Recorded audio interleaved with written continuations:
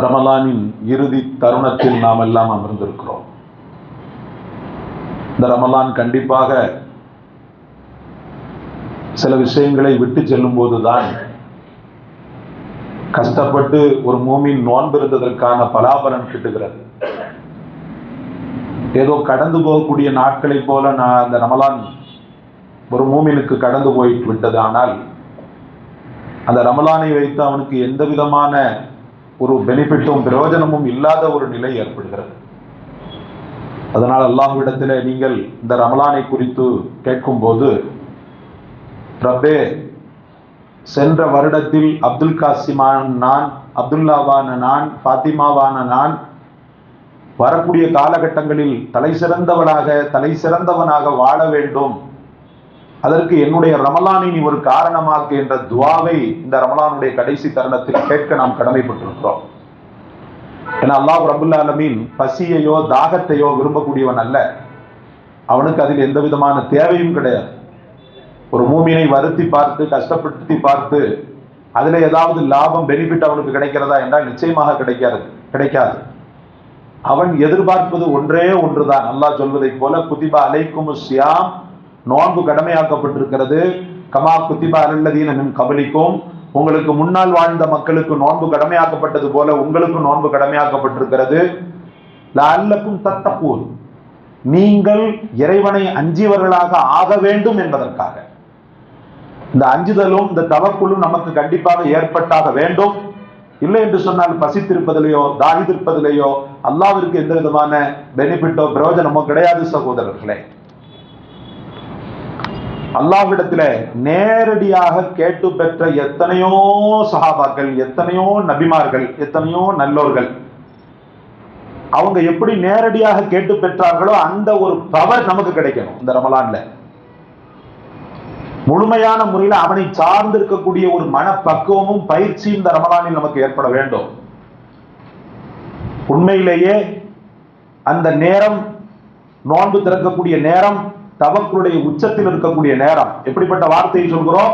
அல்லாஹும்ம லக சும்து வ பிக ஆமன்து வ அலைக தவக்கல்து வ அலா ரிஸ்கிக வ அலைக தவக்கல்து.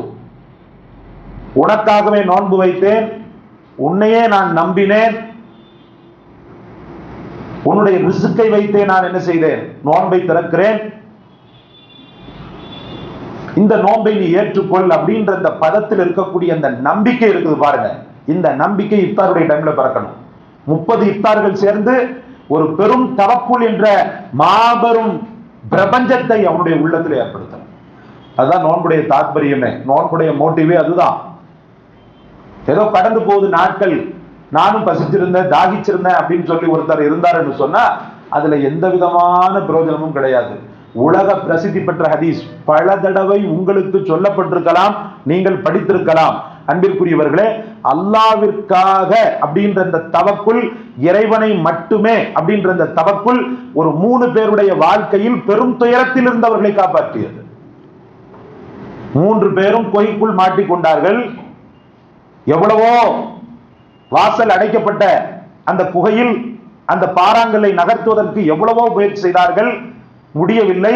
அந்த பாறாங்கல் சிறிது கூட அசைக்க மறுக்கிறது. கடைசியில அல்லாஹ்வை தவிர இந்த நேரத்தில் நமக்கு உதவுவர் யாரும் இல்லை என்று முடிவெடுத்த அவர்கள் தங்களுடைய நல்லறத்தை சொல்லி அல்லாஹ்விடத்தில் கேட்போமே. நம்ம அப்படிதான் ஒரு விஷயத்துல அல்லாஹ் ரப்புல் ஆலமீனிடம் இருந்து உதவி வரலன்னு சொன்னா நாம செய்த நல்லறங்களை சொல்லி அல்லாஹ்விடத்துல கேட்கலாம். அந்த நல்லறம் அல்லாஹ்வுக்காக மட்டும் இருக்கணும், ரப்புல் ஆலமீனுக்காக மட்டும் இருக்கணும், இஹ்லாஸ்தனமானதாக இருக்கணும். பேருக்காக புகழுக்காக இருந்தது என்று சொன்னால் அந்த நல்லறத்தை சொல்வதில் எந்த அர்த்தமும் இல்லாமல் போய்விடும். அந்த மக்கள் அல்லாஹ்விற்காக அப்படின்ற அந்த ஒன்றை மட்டும் நோக்கமாக வைத்த 3 விதமான நல்லறத்தை அல்லாஹ்விடத்தில் சொன்னார்கள். ஒருவர் சொன்னார், இறைவா, உனக்காக நான் செய்த காரியம். தகாத முறையில் ஒரு பெண் மீது ஆசை கொண்டேன். நீண்ட வரலாறு, அதை நான் சுருக்கி சொல்கிறேன். எவ்வளவோ அவள் தடுத்து பார்த்தால் நான் விடவில்லை. கடைசியில் ஒரு கட்டத்தில் கஷ்டம் என்று அவள் வந்து நிற்கும் போது நான் என்ன செய்தேன்?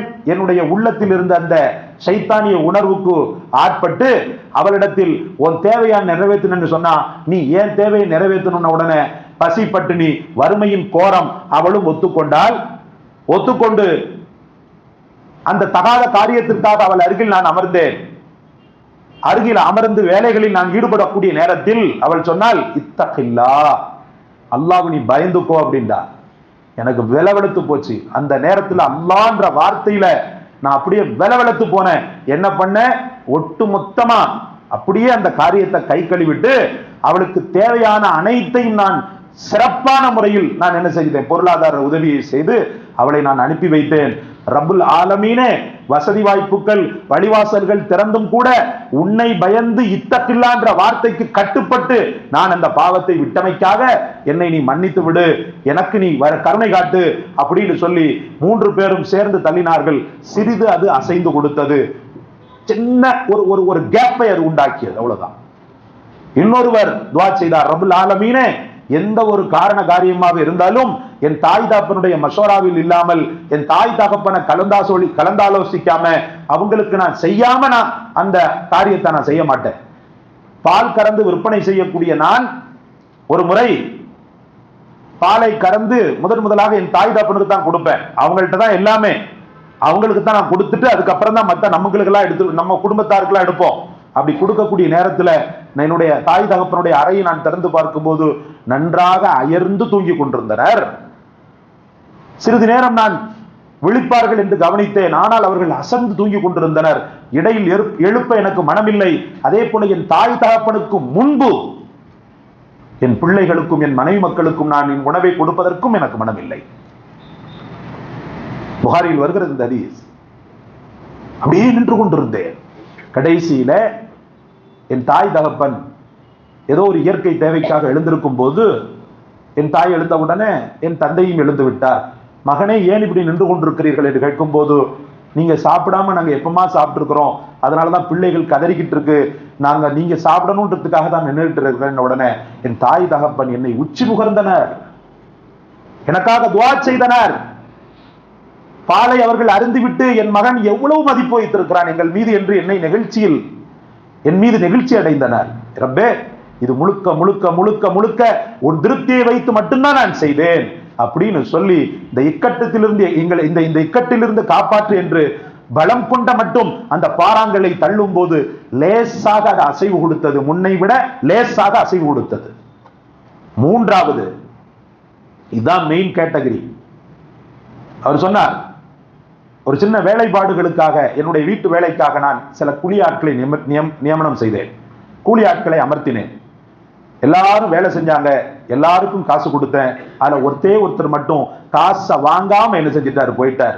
நானும் தேடி பார்த்தேன், ஒண்ணுமில்லை, இப்ப இருக்கிற மொபைல் மாதிரியா, அப்போ நான் எவ்வளவோ தேடி பார்த்தேன், அவர் கிடைக்கவே இல்லை. அவருக்கு உண்டான ஹக்கு அப்படி இருந்துச்சு. நான் என்ன செஞ்சேன்டா அப்படி வச்சுட்டேன். அவர் ரொம்ப கஷ்டப்பட்டவர், பாவம், அவர் ரொம்ப கஷ்டப்பட்டவர். என்னடா இது, அவரை நம்ம எங்க போய் பார்க்கிறது, திடீர்னு வந்தாரு செஞ்சாரு, அவர் நான் எங்க போய் பார்க்கிறது அப்படின்னு சொல்லி அந்த பொருளை நான் வச்சிருந்தேன். திடீரென்று எனக்கு ஒரு பிளாஷ் ஆச்சு. என்ன பிளாஷ் ஆச்சுன்னா, அந்த கஷ்டப்படக்கூடிய ஜீவனுக்கு நான் ஏதாவது ஒன்றை செய்ய வேண்டும். என்ன செய்யலாம்? அந்த பொருளை நான் ஒரு 2 ஆடு வாங்கி விட்டேன். அந்த 2 4ஆக மாறியது, 4 6ஆக மாறியது, 6 8 10, இப்படி ஒரு ஆட்டு மந்தையே உருவானது. நீண்ட காலத்திற்கு பிறகு தலைவிரி கோலமாக பஞ்சடைந்த கண்களோடு கிழிந்த ஆடைகளோடு ஒருவரிடத்தில் வந்து அஸ்ஸலாமு அலைக்கும் பாவா அப்படின்னு சொன்னார். நான் குற்று பார்த்தேன், எனக்கு பிளாஷ் ஆகிவிட்டது அவர்தான் அப்படின்னு. கொஞ்ச நாளைக்கு முன்னாடி உங்கள்கிட்ட நான் வேலை பார்த்தேன், கூலியை வாங்காம நான் போயிட்டேன் ஒரு வேலையின் நிமித்தமாக. எனக்கு அந்த கூலி கிடைச்சா என் குடும்பம் கஷ்டங்கள் போறதுக்கு சரியா இருக்கும்னு சொல்லி கேட்ட மாத்திரத்திலேயே நான் என்ன செய்தேன், வா உன்னுடைய கூலி இங்கேதான் இருக்கிறது என்று அப்படி இழுத்து கொண்டு போய் அந்த ஆட்டு மந்தையை அவருக்கு நான் கொடுக்க பார்த்தேன். அவர் சொன்னார், நான் ஏழைதான், என்ன நீங்க கிண்டல் பண்றீங்களே அப்படின்னு சொல்லி சொன்னார். கிண்டல் அல்ல, இது சத்தியம் அப்படின்னு சொல்லி சொன்னார். இல்ல, எனக்குள்ளது 1 அல்லது 2 ஆடுக்குள்ள கூலிதான், ஆனா நீங்க ஒரு ஆட்டு மந்தையை கொடுக்குறீங்களே. இல்லை, உன்னுடைய பொருளை நான் சேகரம் செய்து அதில் கிடைத்த லாபத்தை உனக்கு தர வேண்டும் என்று நான் நாடினேன். கடைசியில் அதை வாங்கிட்டு வறுமை போட்டுக்கு இருக்கக்கூடியவர் நெகிழ்ச்சியாக அதை வாங்கி கொண்டு நன்றி கூட சொல்லவில்லை, தேங்க்ஸ் கூட பண்ணல, போய்கிட்டே இருந்தாரு. அந்த தேங்க்ஸ் ஜஸாக்கல்லாஹ் சொல்லுவாரு நான் பார்த்தேன், ஆனா அவர் சொல்லவே இல்லை, போய்கிட்டே இருந்தாரு. ரப்பே அதை நான் எதிர்பார்க்கவும் இல்லை. அவர் நன்றி செய்யணும், எனக்கு பார்த்து அஸ்ஸலாமு அலைக்கும் நல்லா இருங்க அப்படின்னு சொல்லிட்டு வாழ்த்தணும் நான் எதிர்பார்க்கவே இல்லை. முழுக்க முழுக்க நான் எதிர்பார்த்தது உன்னைதான், முழுக்க முழுக்க நான் எதிர்பார்த்தது உன்னைதான்.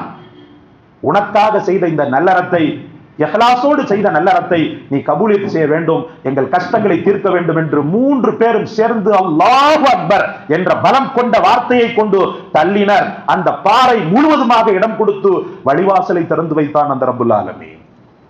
ஏன் உங்களுக்கு திறக்க மாட்டான்? தவக்குலின் உச்சத்தில் இருக்கக்கூடிய ஒவ்வொருவருடைய மனோபாவங்களை அறிபவன் அந்த இறைவன். நல்லறங்களை அல்லாஹ்விற்காக மட்டும் செய்யுங்கள். இந்த 3 பேருக்கு அருள்பாலித்த அதே இறைவன் தானே இப்போதும் வாழ்ந்து கொண்டிருக்கிறார். உங்களுடைய நோன்பு தவக்குள் என்ற மகா பெரிய சக்தியை, பவரை தர வேண்டும் சகோதரர்களே. அதுதான் நோன்பு, அதுதான் ரமலான், அதுதான் நல்லறங்கள், அதுதான் இரவு நேர வணக்க வழிபாடுகள், அதுதான் ஜகாத்தும் கூட. பேருக்காக புகழுக்காக ஏதோ ஒரு ஒரு ஒரு பேர் கிடைக்கிறது என்பதற்காக நான் கொடுப்பதல்ல தர்மம். அந்த தர்மமும் சேவையும் முழுக்க முழுக்க என் ரப்பின் அன்பை மட்டும் மையப்படுத்த வேண்டும். அதுதான் இந்த நோன்புடைய தாத்பரியம் சகோதரர்களே. அல்லாஹ்விற்கு பயம், அல்லாஹ்விற்கான பயம், ரப்புல் ஆலமீனுடைய தக்வா இந்த நோன்பு எனக்கு தந்தருள வேண்டும். அஹ்மத் பின் ஹம்பல் ரஹ்மத்துல்லாஹி காலகட்டத்தில் காசா மக்களுக்கு உள்ள துயரத்தை போல அவங்க கேட்டாங்களாம். சில நேரங்களில் பார்த்தீங்கன்னு சொன்னா காசால உள்ள சில பேர் கேட்டாங்களாம், அங்க இருக்கக்கூடிய ஒரு மௌலானாட்ட, வீடு வாசலை இழந்த குடும்பங்கள் நிர்மூலமாக்கப்பட்ட அந்த மக்கள், சில நேரங்களில் எங்களுக்கு கிடைக்கக்கூடிய உணவு இஃப்தாரை தாண்டி கிடைக்குது. அப்ப அந்த இஃப்தார் டைம்ல தான் நம்ம திறக்கணுமா? உணவு கிடைக்கும் போது எங்களுக்கு மணி 10, 8, 9 ஆயிடுது, அது குற்றமாகுமான்னு கேட்டு ஒன்னு அழுதாராம். அந்த மாதிரிதான் இருக்குது அவங்களுடைய நிலைமை. இங்க அஹ்மத் பின் ஹம்பல் ரஹ்மத்துல்லாஹி இடத்துல ஒரு கேள்வி ஒன்று வருகிறது. என்ன கேள்வி தெரியுமா? இமாம் அவர்களே, நாங்கள் பரம ஏழைகள், நாங்கள் துணிகளை தைத்து, அதாவது கிழிந்த ஆடைகளை தைத்து மக்களுக்கு கொடுக்கக்கூடியவர்கள்.